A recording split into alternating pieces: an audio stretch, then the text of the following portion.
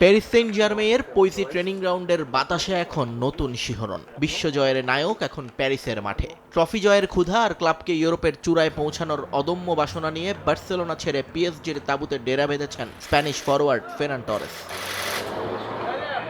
2031 সাল পর্যন্ত 6 বছরের চুক্তিতে স্প্যানিশ এই তারকাকে দলে ভিড়িয়েছে প্যারিসিয়ানরা। দলবদলের আর্থিক অঙ্কটা আনুষ্ঠানিকভাবে গোপন রাখা হলেও ফরাসি সংবাদ মাধ্যমের খবর, প্রায় 50 মিলিয়ন ইউরো বা $6 কোটি গুনতে হয়েছে পিএসজিকে। ম্যানচেস্টার সিটি এবং বার্সেলোনা ঘুরে প্যারিসে আসা টরেসকে স্বাগত জানাতে ভুল করেননি পিএসজি মাস্টারমাইন্ড এনরিকে। জাতীয় দলের পুরানো শিষ্যকে ক্লাব জার্সিতে পেয়ে দারুণ রোমাঞ্চিত এই স্প্যানিশ কোচ।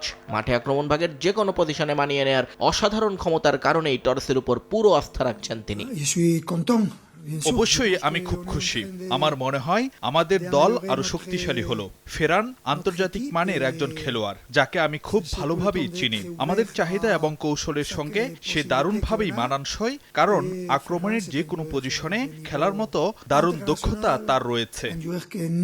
গেল মৌসুমে বার্সেলোনাকে লা লিগার ট্রফি ধরে রাখার লড়াইয়ে 49 ম্যাচে 21 গোল আর 3 অ্যাসিস্টে নিজের সামর্থ্যের জানান দিয়েছিলেন টরেস। আর বিশ্বকাপ ফাইনালে তার করা গোলটা তো এখনো জ্বলে স্মৃতির মানসপটে। তবে নতুন শহরে পা রেখে কোনো ব্যক্তিগত রেকর্ডের পেছনে ছুটতে চান না তিনি। কঠোর পরিশ্রম আর সতীর্থদের সঙ্গে দলীয় ঐক্য ধরে রেখে ক্লাবকে আরও উঁচুতে নিয়ে যাওয়াই এখন তার একমাত্র ধ্যান জ্ঞান। আমি বলবো আমি একজন কঠোর পরিশ্রমী খেলোয়াড়, যে সতীর্থদের জন্য মাঠে দৌড়াতে ভালোবাসে। কারণ শেষ পর্যন্ত আপনি যখন দলের জন্য দৌড়াবেন, তারাও আপনাকে সেই সম্মান ফিরিয়ে দেবে। এটি একটি দলগত খেলা, তাই আমি সবার সঙ্গে মিলে কাজ করাটাই বেশি পছন্দ করি। আর এর পাশাপাশি যদি গোল ও অ্যাসিস্ট দিয়ে অবদান রাখতে পারি, তবে তো আরো ভালো। মার্কুইনহোস, দেম্বেলে আর হাকিমিদের সঙ্গে এক সারিতে দাঁড়িয়ে অনুশীলনে ইতিমধ্যেই ঘাম ঝরাতে শুরু করেছেন টরেস।